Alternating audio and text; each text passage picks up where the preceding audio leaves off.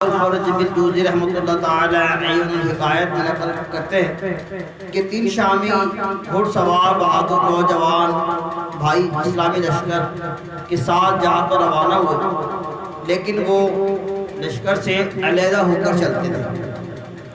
اور پڑاؤ ڈالتے تھے جب تک کفار کا لشکر پہ حملہ نہ کرتا، وہ پہل نہ کرتے، وہ لڑائی میں پہلے حصہ نہ لیتے۔ ایک مرتبہ رومی عیسائیوں کا بہت بڑا لشکر مسلمانوں پر حملہ آور ہوا اور کئی مسلمانوں کو شہید کر دیا اور متعدد کو قیدی بنا لیا۔ یہ بھائی آپس میں کہنے لگے مسلمانوں پر ایک بڑی مصیبت نازل ہوئی ہے، ہم پر لازم ہے کہ ہم اپنی جانوں کی پرواہ کیے بغیر جنگ میں کود پڑیں۔ یہ آگے بڑھے اور جو مسلمان باقی بچے تھے ان سے کہنے لگے تم ہمارے پیچھے ہو جاؤ اور ہمیں ان سے مقابلہ کرنے دو، ہم ان سے مقابلہ کر لیں گے اور اگر اللہ عز و جل نے چاہا تو ہم تمہارے لیے کافی ہیں۔ پھر یہ تینوں بھائی رومی لشکر پر ٹوٹ پڑے اور رومیوں کو پیچھے ہٹنے پر مجبور کر دیا۔ اس جمع دلیری سے انہوں نے مقابلہ کیا۔ رومی بادشاہ نے جب ان تینوں نوجوان کی بہادری کو دیکھا اور دیکھ رہا تھا اور اپنے جرنیل کو کہا کہ اگر تم ان 3 رومیوں کو پکڑ لیتے ہو، ان نوجوانوں کو پکڑ لیتے ہو، تینوں بھائیوں کو پکڑ لیتے ہو تو میں تمہیں اچھی سلطنت بھی دوں گا اور اپنا قرب خاص بھی دوں گا اور اپنے پاس بھی رکھوں گا اور سپہ سالار بھی بنا دوں گا۔ رومی لشکر نے جب یہ اعلان سن کر اپنی جانیں لڑا دی اور آخر کار ان تینوں بھائیوں کو بغیر زخمی کیے گرفتار کرنے میں کامیاب ہوا۔ رومی بادشاہ بولا ان تینوں سے بڑھ کر کوئی فتح اور مال غنیمت نہیں۔ پھر اس نے اپنے لشکر کو روانگی کا حکم دے دیا اور تینوں بھائیوں کو اپنے ساتھ دارالسلطنت قسطنطنیہ لے آیا اور ان کو عیسائی ہونے کے لیے کہا اور بولا اگر تم عیسائی ہو جاؤ گے تو اپنی بیٹی کی شادی تم سے کروں گا اور آئندہ بادشاہت بھی تمہارے حوالے کر دوں گا۔ تینوں بھائیوں نے ایمان پر ثابت قدمی کا مظاہرہ کرتے ہوئے اس کی بات کی پیشکش ٹھکرا دی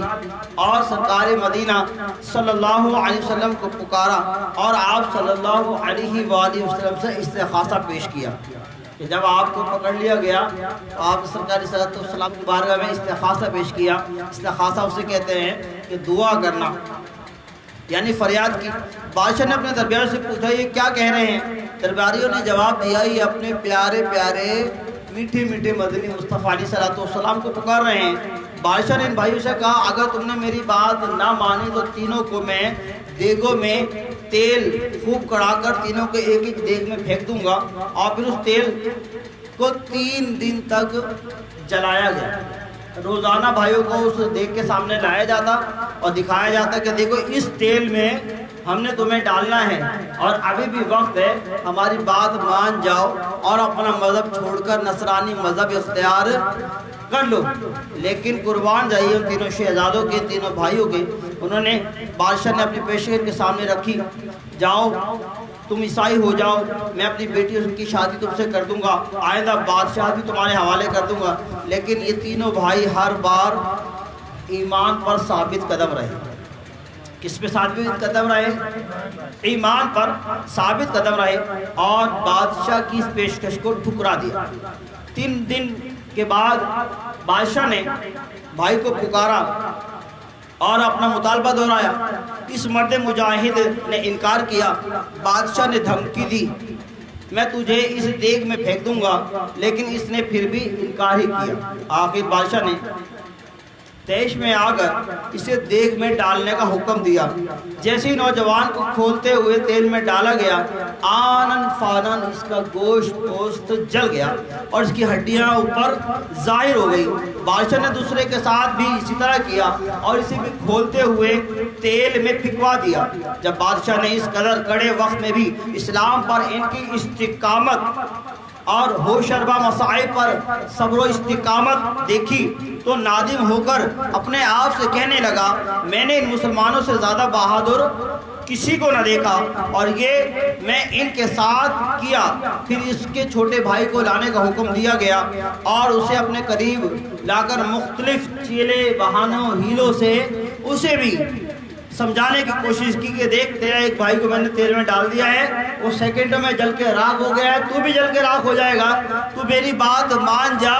مذہب عیسائی مذہب اختیار کر، میں اپنی بیٹی کی شادی بھی کراؤں گا، بادشاہت بھی دوں گا۔ لیکن اللہ اکبر، اللہ اکبر،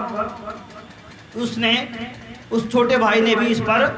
کوئی کان نہ دھرا اور اس کو کہا کہ میں عیسائی مذہب اختیار نہیں کروں گا۔ اللہ اکبر، بہت سارے معاملات کیے گئے۔ درباری نے پھر سے ایک بادشاہ سے کہا کہ تم جانتے ہو، بادشاہ سے ایک درباری نے کہا، درباری نے بادشاہ سے تم جانتے ہو اہل عرب عورتوں میں بہت دلچسپی لیتے ہیں،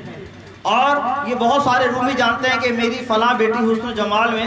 یکتا ہے اور خوبصورت ہے، اس حسینہ جیسی کوئی حسینہ نہیں، اس نوجوان کو میرے حوالے کرو، اور اسے میں اپنی بیٹی کے ساتھ تنہائی میں چھوڑوں گا، تو ہو سکتا ہے کہ یہ اپنا دین مذہب چھوڑ دے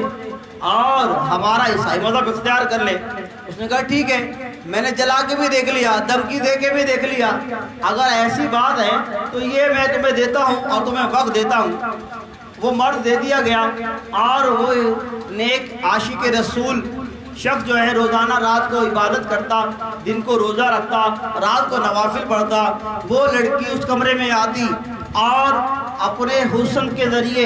اس کو اپنے اوپر متوجہ کرنے کی کوشش کرتی، لیکن اللہ اکبر، وہ عاشق رسول نگاہ اٹھا کر نہیں دیکھتا۔ کئی دنوں تک یہ سلسلہ چلتا رہا، 15 دن، 20 دن، 30 دن یہ سلسلہ چلا۔ بادشاہ نے کہا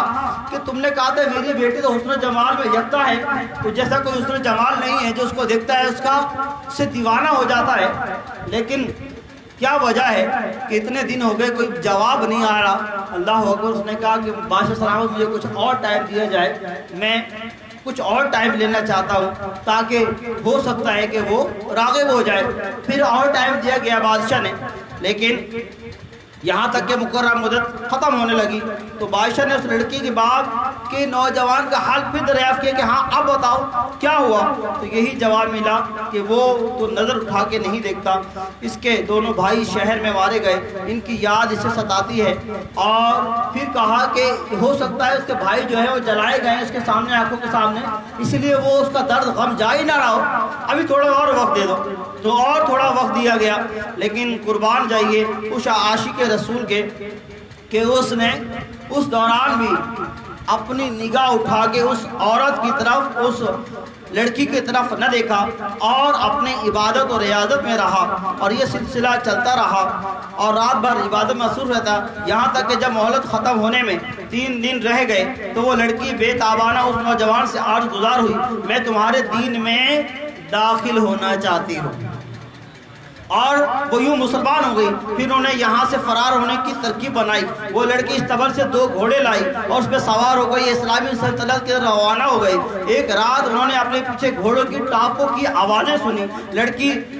سبھی کی سمجھی کہ عیسائی سپاہی اس کا پیچھا کرتے ہوئے آ رہے ہیں اور قریب آپ پہنچے ہیں۔ اس لڑکی نے نوجوان سے کہا آپ اس رب عز و جل سے جس پر آپ ایمان لا چکی ہیں دعا کیجئے وہ ہمارے دشمنوں سے نجات عطا فرمائے۔ نوجوان نے پلٹ کر دیکھا تو حیران رہ گیا کہ اس کے دونوں بھائی جو شہید ہو چکے تھے فرشتوں کے ایک گروہ کے ساتھ گھوڑوں پر سوار ہیں۔ اس نے ان کو سلام کیا، پھر ان سے ان کا احوال دریافت کیا، وہ دونوں کہنے لگے ہم ایک ہی غوطے میں جنت الفردوس میں پہنچ گئے۔ بظاہر اس نے جو غوطہ دیا تھا وہ آگ کا دیا تھا، بظاہر جو غوطہ تھا وہ تیل کا تھا، بظاہر یہ نظر آتا ہم جل کے راکھ ہو گئے، لیکن ہم پر اللہ کا کرم یہ ہوا کہ ہم نے صبر استقامت حاصل کی اللہ کے کرم سے، اور ہم نے مذہب عیسائی مذہب اختیار کرنے سے توبہ کرتے ہوئے اپنی جان کی قربانی دینا لازم سمجھا۔ لیکن جیسے ہی دنیا کے سامنے وہ تیل تھا کہ ہم جل رہے تھے، لیکن جیسے ہی ہم نے اس میں غوطہ لگایا ہم جنت الفردوس میں پہنچ گئے، اور اللہ عز و جل نے ہمیں تمہارے پاس بھیجا ہے۔ اور اس کے بعد وہ لوٹ گئے۔ وہ نوجوان اس لڑکی کے ساتھ ملک شام پہنچا اور اس کے ساتھ شادی کر کے وہیں رہنے لگا۔ تینوں اور 3 بہادر شامی بھائیوں کا قصہ ملک شام میں بہت مشہور ہوا اور ان کی شان میں قصیدے پڑے گئے۔ پیارے اسلامی، اللہ عز و جل کی ان پہ رحمت اور ان کے صدقے ہماری مغفرت ہو، اور ہمیں یہ بات سمجھنا چاہیے، ہمیں یہ بات دیکھنی